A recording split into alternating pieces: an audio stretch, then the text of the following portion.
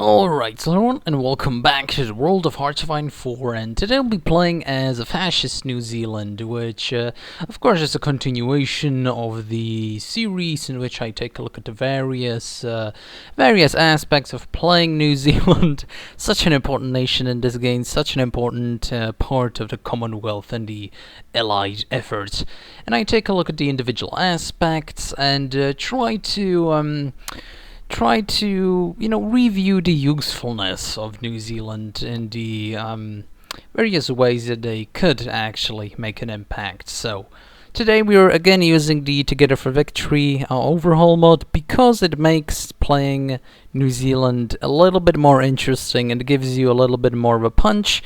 Now obviously all of the things that I'm going to be doing in this video are very much possible and actually feasible in the vanilla game. However, they're roughly cut into half. So let's say you have 20 divisions in this mod as like your maximum capability.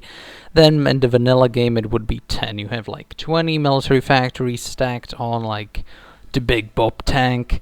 Then it's probably going to be 10 in the vanilla game. So it basically makes New Zealand twice as powerful, which isn't quite powerful enough, to be honest. But of course it does this to all the Commonwealth nations, or basically Australia, New Zealand and Canada.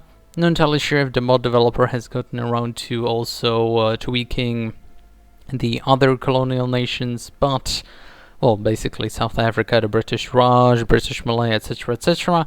However, it does make playing these rather unimpressive nations usually very unimpressive. It makes them it makes the playing of them a little bit more bearable, at least for the player. Makes it a little bit more fun, and in the usual sense where you'd be playing New Zealand as a fascist nation in vanilla, you basically do nothing. You join the Japanese and you sort of go from there, try to hold your island, and that's basically all you do. Just sit on the two islands, basically three islands I suppose, because you also hold Samoa. So yeah, basically try and hold, but doesn't really do much. So yeah, this mod just makes it a little bit more interesting. Well, anyway, for this little playthrough, the fascist New Zealand playthrough, I decided I'd do a little bit something else, because I'll probably be doing sort of a pro-Japanese campaign with the fascist Australia playthrough, and that one's a little bit more interesting. It's a little bit more dynamic. So in this one I decided to just join the Axis and basically do a reverse of what we did in the last video where we played as Communist New Zealand. This time I'm joining the Axis, fighting on the Eastern Front, and just trying to look at the different perspective of basically fighting on the Eastern Front, but with also a little bit of a different build that's more appropriate for the faction we're going to be fighting for, using the big Bob tank, obviously, and the heavy tanks in general, because New Zealand does get a little bit of a bonus for that, although it's not overly impressive. However, with the overhaul mod, the Together for Victory overhaul mod, you get to annex Australia basically for free, which gives you a little bit more power, weakens the allies a little bit. However, since we're doing a little bit of a role play scenario here with these individual campaigns, and the leader of the fascist sort of party, I suppose, of New Zealand is John Ormond, or Ormond, something like that. He has an interesting name, that's for sure. He wasn't quite anti-British. He was more of an anti-communist, and he wasn't anti-British at all. He served in the Second World War for the British, basically, obviously with the Allies, and he earned various medals for his attempts at doing his sort of home country, and also the colonial overlord right. And he wasn't sort of anti-monarchist, anti-British at all. He obviously wanted freedom for New Zealand, that's sort of a given. However, he was much more anti-socialist, anti-communist, so I thought it would be fitting to only fight against the Soviet Union, because that's interesting, and it also correlated nicely with the overall strategy that I had in mind when playing New Zealand. Now, the issue is that we also get dragged into a war against the Allies because I joined the war. The wars merged, and because Hearts of Iron 4 isn't exactly very intuitive or very in depth when it comes to sort of I don't know, managing how the individual wars work. It also dragged us into war against the Allies, which, you know, sad times obviously, but I didn't really do much with that advantage at all.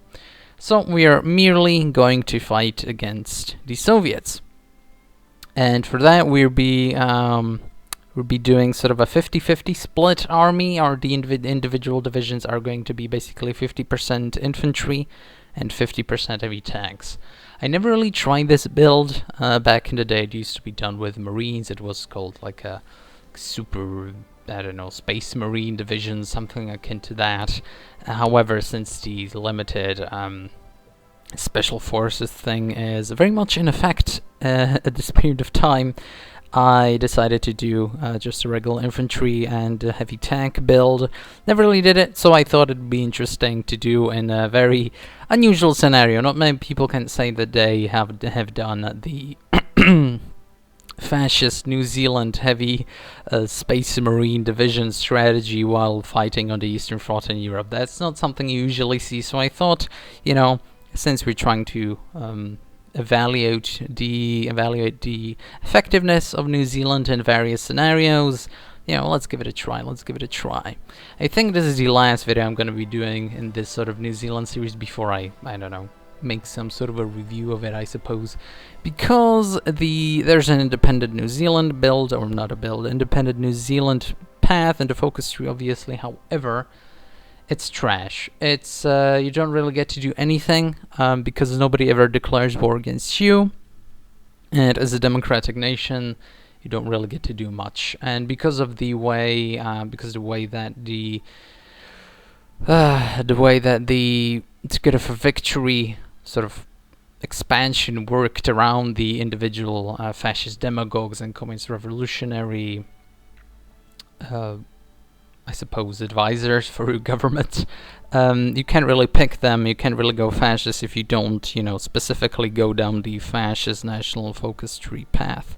So it's a terrible shame, but, you know, the independent New Zealand focus tree line is basically, you know, it's pointless because in the end you're probably gonna join the Allies anyway, or you could stay with the Allies, or you could make your own faction. However, you know, maybe you can get the Americans to join that, but at that point, you know, you're just fighting in the Pacific. Might as well stay with the Allies and just earn your way towards independence that way.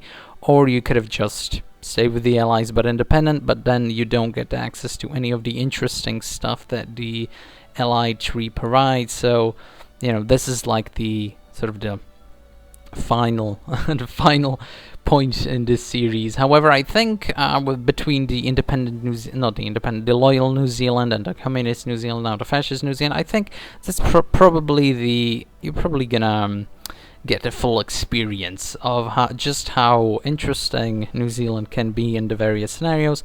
It's not a big deal, you know. You usually try to follow your sort of commanders or your allies' path, and then you sort of tag along and do some damage and don't get much in return at all. But you know, here and there it's actually beneficial. So there you go. However, we in this specific scenario, I think it was a little bit more fun than a communist one because we actually got to fight in various fronts. And that's probably the main issue I have with the various communist paths in general. Where the fascist paths are, along with the democratic paths, are probably the most interesting because you can choose to either fight in Africa, in Europe, and the Pacific, in India potentially, basically anywhere around the world. However, with the communist path, you're doing nothing. If you want to roleplay at least a little bit. If you're doing just your own thing, then obviously might as well go fascist, because the fascist tree and the fascist, I guess, ideology in this game is just more overpowered. But there we go. The Kiwi Empire, which is a fascinating name.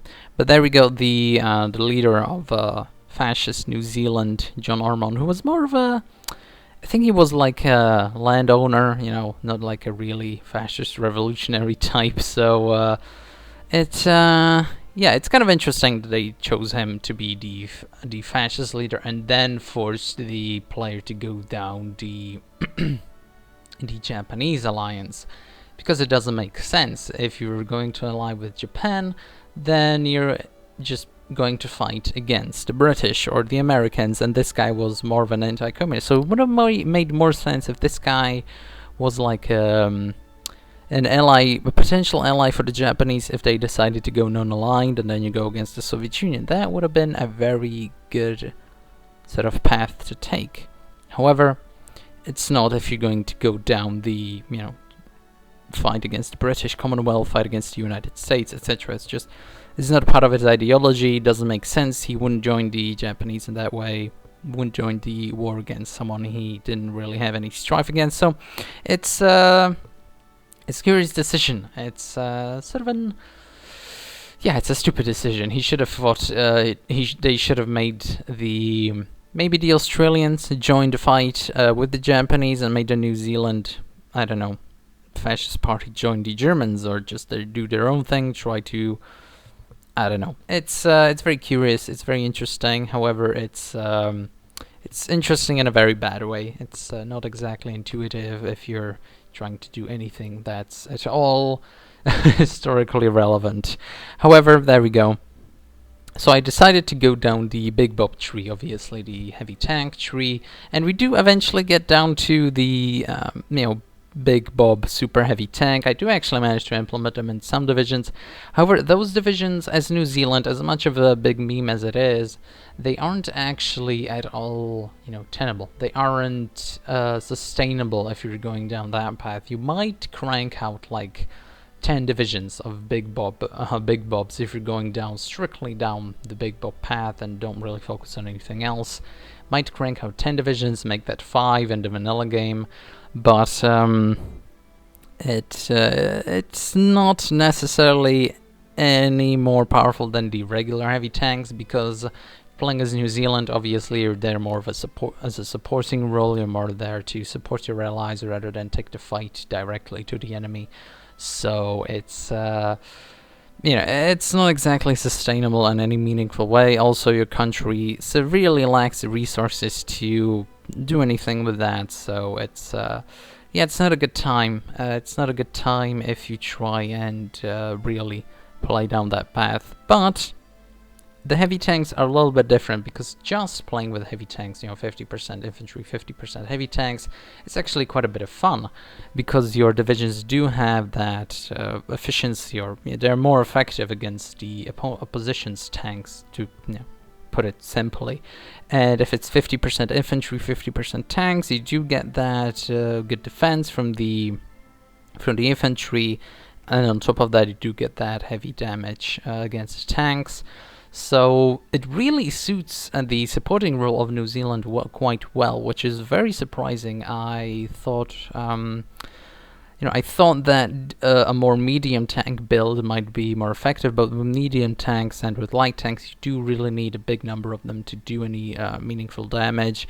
And with light tanks, it's more about surrounding the enemy. With medium tanks, it's more about just having a good number of them to make a meaningful push. Again, surrounding them, but they're not as fast, so it's not that intuitive to put them together with infantry. But the heavy tanks, they're slow on their own anyway.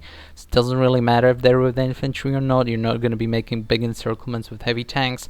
It's more tuned to the sort of slugging it out way of fighting on the Eastern Front, which is I'm not gonna say that it's the most I don't know, entertaining way of fighting in this game. It can get old very quick. Because obviously if you're not making a lot of progress very quickly, then a lot of people are just going to quit the game, because I don't know why. But obviously it's not historical at all. Barbaros obviously was more of a war of quick movement than it was war of just setting it out and advancing like one tile in 1 year, obviously. If you consider that in 1942, obviously, the Germans went as far as of course, Stalingrad, and the previous year as far as Moscow. So, game obviously inherently not historical, but we can try and make it as historically accurate as possible through our way of supporting the Germans in this fashion. Obviously, what's interesting is that you do get to annex Australia, so you do have a bit more resources, a bit more manpower. Obviously, that's the one way. It's one thing that the Axis in general, obviously, but New Zealand specifically lacks. So, but to get the additional resources from Australia and additionally New Zealand, obviously in this mod, you have to spend political power, which is actually quite a good addition, because in many campaigns when you're playing as the British the British colonial holdings, let's say, you don't really get to do much with your political power. You're not going to be controlling vast swaths or vast numbers of provinces. You're not going to do much with them at all in that manner of speaking. So the political power is usually just, I don't know, like in my loyal New Zealand campaign, the only real use I could find for the political power was to essentially, fund an uprising in Germany and beat them through that way.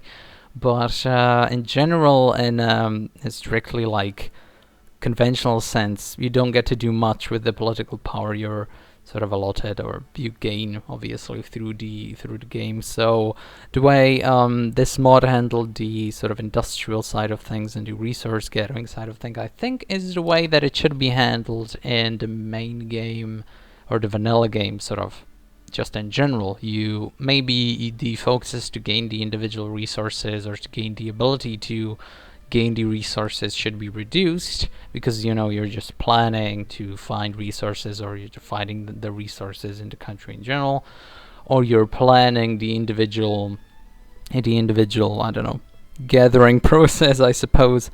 However, the actual gathering, etc., takes an additional like 50 days, let's say, and it costs you political power, but the resources that you actually gain are increased by quite a significant margin. Instead of like 2 oil, you gain like 12, which that's a substantial increase if you're trying to make a heavy tank build as New Zealand, and if you're playing as New Zealand in general. So you don't have to waste your what little industry we have. You don't have to waste it on building synthetic refineries and stuff like that. So it's quite, I think, the way this mod handles the individual aspects of playing as New Zealand and the other Commonwealth nations, I find it to be quite positive. In fact, it's I'm not going to say that it should be like this in the main base game, but I'm going to say that actually it should be completely like this in the main base game, because it's fun. You have to strategize a little bit. It's not like you click a button and you gain 2 oil and you're happy with that. No, you have to spend quite a bit of I guess political power, and you have to wait a little bit longer, but you do gain quite a bit more of those individual resources. However, you do get to pick and choose which sort of aspect of them do you want. Do you want more resources, or do you want more build capacity? Because sometimes, especially when you're fighting in, for example, Africa, not worried about much of anything else apart from that, you do want more military factories, because you're not going to be building usually you're not going to be building heavy tanks, for example. You're going to be focused more on just building guns and artillery, and you're not going to need a lot of oil for that. So that's basically the way that I think, in general, this game should handle industry. Okay, skipping forward a little bit, just to the brink of the war, or basically at the beginning of the war between Nazi Germany and the Soviet Union, we find that I'm already ready, set to go, basically, with roughly 20 to 30 divisions of those specialized half heavy tank, half infantry divisions that I talked about a little bit. And what I found is that they're basically the direct opposite of what I expected them to be. I expected them to be sort of a more mass firepower, overwhelm your opponent with just an incredible force and annihilate them that way, very much in a similar manner of playing with just medium tank divisions or heavy, modern tank divisions or just straight up artillery. But what I found is that they're extremely effective, not so much in the sort of overpowering your opponent method, but just dealing so much damage to their actual tank force, which the Soviets now have quite a bit of, that it becomes extensively effective just to grind it out on the front line, which is very much how this game or this situation turned out. Paradoxically, again, this Barbarossa effect didn't really kick in with the Germans at all, and the Soviets had quite a good division number at this point. But it's quite interesting that in a slugfest, like in a basically 1v1, we're not really contributing that much to this war effort, maybe taking a few tiles and supporting the Germans a little bit, but not really doing that much by ourselves. And it really turns out that in like this prolonged boxing match, let's say, of just light attacks, the Germans tend to do quite well, which was surprising because, historically speaking, the Russians are always good at this sort of thing. However, this game, maybe it was the tank divisions, just annihilating the enemy tank force in the north that ultimately won us the game or won us the match. However, as much as I'd like to believe that, I don't really think so. But it definitely helped. We did quite a lot of damage to the enemy tank force, and that was quite surprising because, I understand how the game works, the various hard attack, soft attack stuff, but I really thought that sort of jeopardizing the integrity of the heavy tank with a 50% infantry force would hurt it. But in fact, actually, I think that the super heavy marine division thing, space marine divisions of the old days actually had something to it. They managed to encircle some divisions, however that was mostly due to the Germans just filling in the void with their infantry stuff and not necessarily my super heavy tanks, or just heavy tanks at this point. Though I do think, we built like 3 super heavy tank divisions, but they're again performed very much in a similar manner because at this point the Russians, since they have to dilute their not dilute, but they have to spread out their front in such a manner that it would be at least feasible for them to hold. It doesn't make them sort of capable to hold every single bit of the front with a lot of tenacity as it would be otherwise. Whereas with a very specialized New Zealand build, you can do quite a lot of damage in a very short period of time in a very precise manner. You have to really specialize. It is something that I realized when I played, last time as communist New Zealand, is that while we did have a really overall pretty good defensive force, we, the situation really didn't lend itself to something like that. You can do something like that, of course, when you're playing as Soviet Russia. If you're playing as Nazi Germany or the German Reich, if you're playing as Great Britain or America, you can make sort of a generally good divisions and you would be fine in the end. However, if you're playing with someone who is more of a specialized role, more of a supporting role, you really need to have again, a specialization. You need to be good at something. You need to have really good soft attack divisions, for example, by including like rocket artillery, which is quite decent at dishing out soft attack damage. You have to be hard, focusing on hard attack, which, for example, are these divisions I'm building right now. In this video with a lot of heavy tanks, you can specialize to be in an anti-tank role. You can specialize in a variety of matters in this game. However, you have to specialize if you're sort of playing as a small supporting nation. You can't really do everything at once, and that's not feasible to be doing as someone like New Zealand or a country like New Zealand. You can do that probably as Australia. because they do have quite good advisors, especially in the military matters. They have like an infantry genius in vanilla, obviously, and the base game are in this mod. In this mod, the basically all the Commonwealth nations affected do get a genius infantry advisor, which is quite beneficial. It helps the cause quite a bit. However, in this situation, I don't think he was that impactful, and sort of an armored genius, I think, would have been a little bit better, because the infantry portion of our divisions is there just because they couldn't really find the industry to fill it with, for example, rocket artillery or self-propelled artillery to the brim. You had to make some sort of cuts if you're trying to play a small nation with limited industry. Again, that's the playing to your strength, or at least playing to some sort of strength that you can find within your nation, which is of course just that's understandable. However, I don't think every small nation can do something like this. For example, I think Luxembourg would have a very hard time specializing in something. You can maybe focus on doing as much damage in a very, very small period of time before the Germans knock you out, and doing like 10,000, making the Germans lose like 10 to 20,000 troops for your like 5,000. Maybe that's a good ratio for Luxembourg. Never really played as Luxembourg, to be honest, though, so I don't know, could be interesting to see in a future campaign possibly, but I think, after playing New Zealand, I think I'm done for a little bit as playing as extremely small nations, because it's not a lot of fun to be had in that sort of strategy. So maybe the Philippines and Luxembourg and stuff like that will have to wait. However, the Philippines, I think, could have a very interesting campaign, just building a lot of defenses and just waiting for the Japanese to just build a Maginot Line island, basically.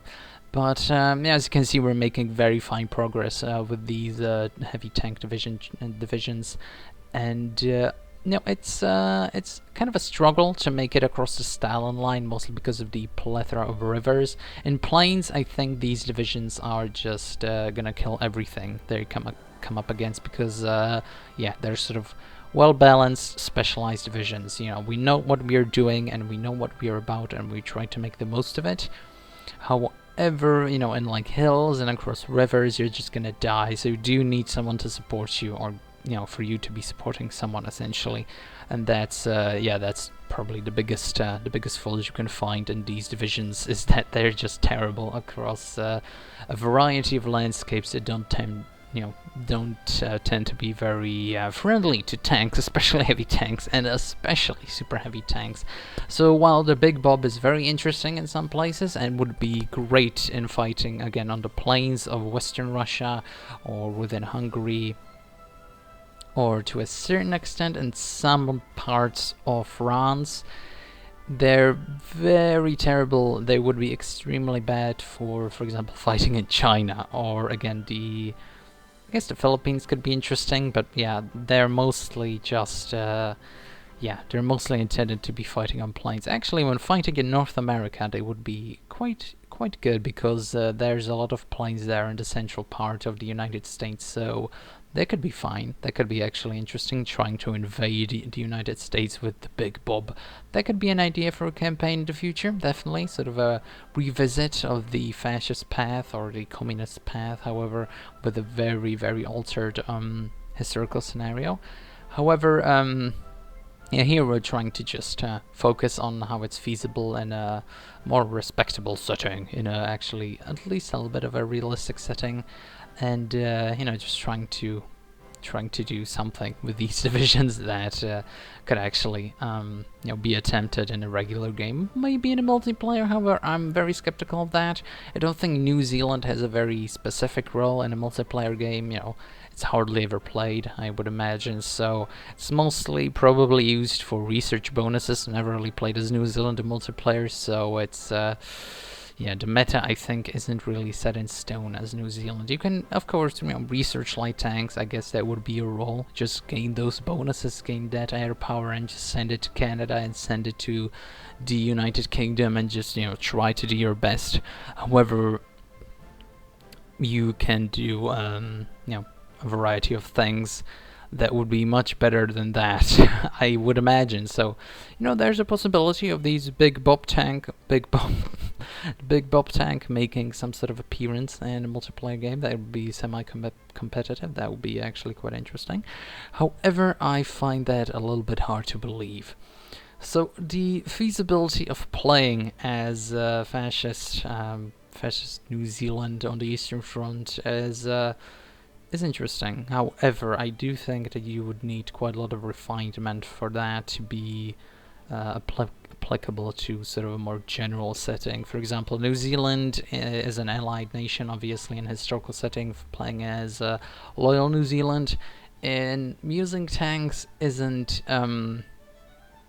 feasible because your role is extremely limited. You're basically there to support the British in a variety of landings on the mainland, and then maybe holding for like a month or two, and then you basically let America do everything else along with the British and the Soviets, because you're not going to be able to be, to push to Berlin basically with like 20 divisions of the big Bob tank. That's not something that's even remotely possible for New Zealand. However, it could be possible if you sort of outsource the Big Bob, I suppose, because you do gain quite a lot of bonuses for building the heavy tanks, or just for tanks in general, and for research of the super heavy tanks. So if that ever becomes the meta, then you can outsource the Big Bob, I suppose. However, until the day that happens, it's I don't know. I find it to be a little bit a bit of a limited effort for New Zealand to do anything that substantial, let's say, in the field of battle. However, it was quite interesting, this little experiment with New Zealand. However, I do think that basically everything that New Zealand does, Australia can do like 5 times better, with more manpower, more industry, more of a focus. More of a spread out and more of an interesting focus tree overall. And the Australians basically gained the ability to annex New Zealand in every single focus tree line that they have. In this mod, definitely. In this mod, you can annex New Zealand basically with everything you do. Even a loyal democratic path, you can annex New Zealand just outright, and without much of a fuss, and they agree to it. And it's sort of an understanding that New Zealand isn't supposed to be like this powerhouse. However, Australia pretty much can do everything that New Zealand does, but like 10 times better. So you really need to find your niche. You really have to find something that you're good at, or that you could possibly pull off. And invading islands in the Pacific, that's one thing. If you sort of cooperate with the United States, they give you some sort of naval power in a specific spot. You can naval hop your way across the Pacific Islands. Same maybe if playing as the Axis, you could try and take care of, for example, the Danish front. If you manage to pump out like 20 divisions very quickly in the beginning of the game, and you send them to Germany and join the war against the Allies, then you could possibly take care of, for example, Denmark very quickly. You don't necessarily need any sort of a German presence there. You could possibly join the fight, and you could hold the front against France on the Maginot, just so the Germans can have like an extra 10 divisions there, possibly, to go around the Maginot.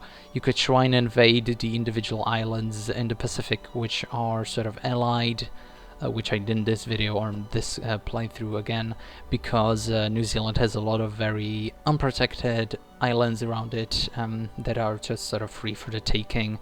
A lot of French and British colonial provinces right there. So with these resources, however, most of them will go to Vichy France. So you can sort of reduce the power of the Allies through various means. That way, or basically increase the power of your allies that way, not necessarily diminish the power of the British and French in any sort of meaningful manner. But you also have to rely on, for example, Italy to do well in Africa. You can support them in that effort at least a little bit, not too substantially, however, because that's you're not really going to get a lot of naval support from Italy. Their navy usually just gets completely destroyed, and you're going to be basically clogging up the supply lines for them. So maybe once the German tanks deal with the main threats in Egypt, you can try and hold that position for the Italians for a little bit, for like a year or two before the Americans arrive. That could be an interesting strategy as the fascist New Zealand. And obviously putting super heavy tanks and heavy tanks on the Eastern Front is just one way of doing things.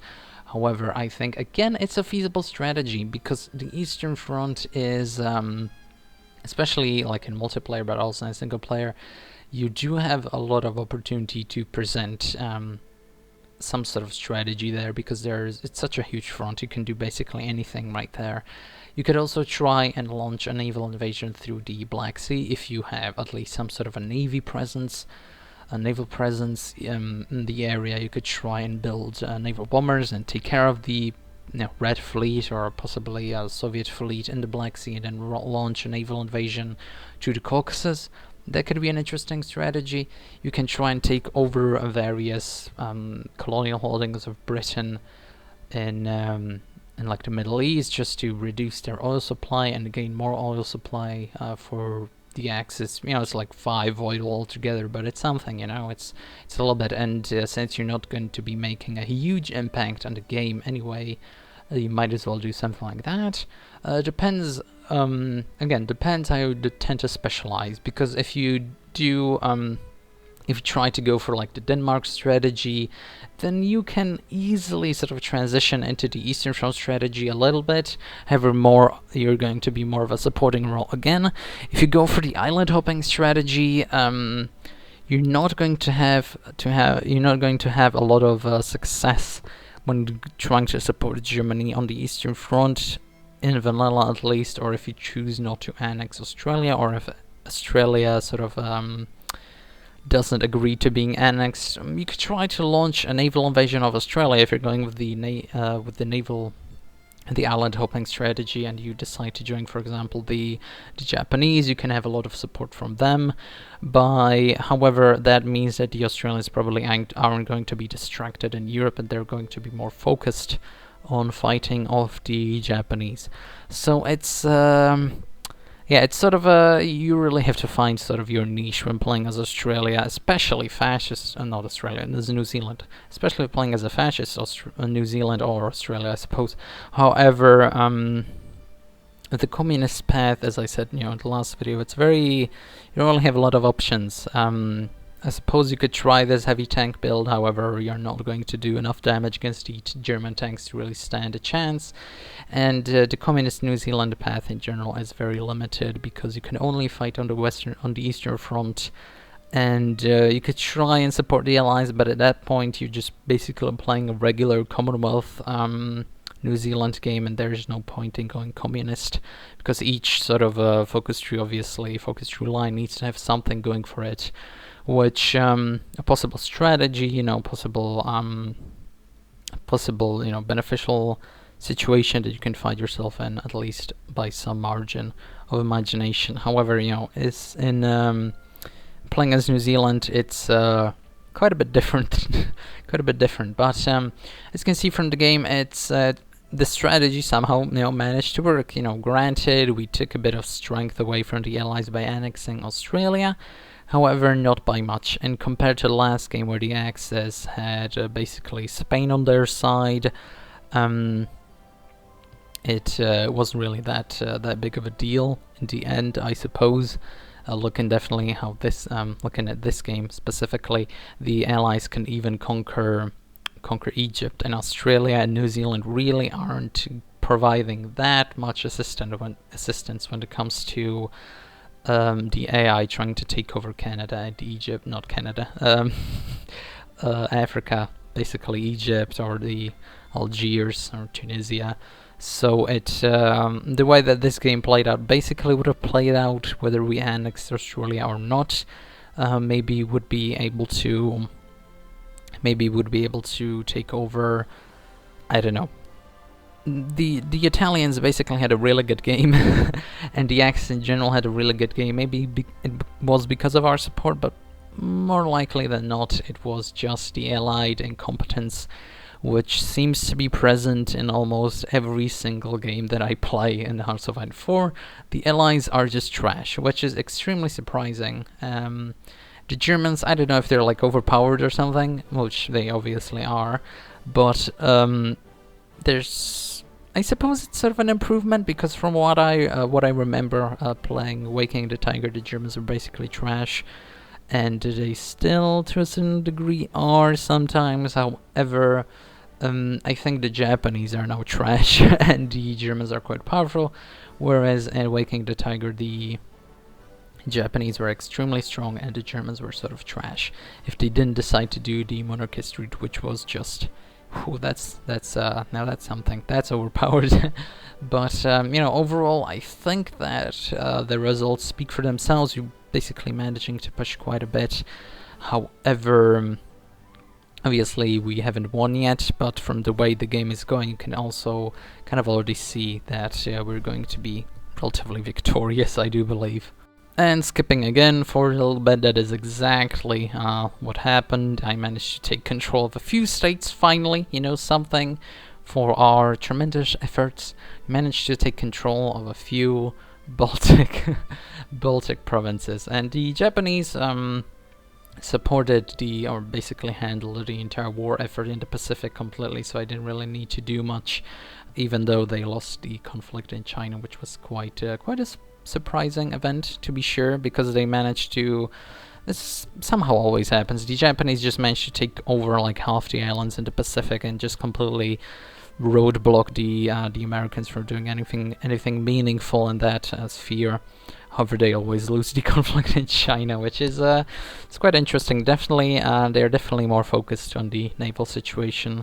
However, between this Pacific front and the Eastern front against the Soviet Union, I do think that the Axis and the Japanese would have won eventually this war. However, I think I just completely quit this game after this point, because it would have dragged on for too long. And since we're playing as a minor nation, you can't really end any sort of game in a timely manner. And the AI just plays basically until the AI just basically tries to do too many things at once. They don't necessarily work, and the game gets dragged on to like the 1950s, especially if you're playing as a member of the Axis. And since Japan lost its conflict in China, the front against the United States and the Allies in general would have dragged on for quite a bit longer, because while they're strong, they do have a strong presence, they would have been weaker due to the Chinese conflict. So I decided that this made an executive decision that this was good enough, and that the Axis managed to win. Mostly probably due to the big Bob tanks present within the army of the the Axis members. That's definitely the case. Nobody can tell me anything else, and I wouldn't believe them anyway. So that's that. The Allies are doing terribly in Africa. The Axis are doing terribly well against the Soviets, and the Japanese, I suppose, are doing like 50-50 well and terribly. So yeah, that's basically the campaign. We managed to do well as Fascist New Zealand, as opposed to Communist New Zealand, which did quite a bit worse than this. In fact, it did terribly, and we didn't even manage to get anything in the Baltic. Such a shame. So, well, I hope you guys enjoyed, and thank you very much for watching. And yeah, thanks for watching, and see you next time.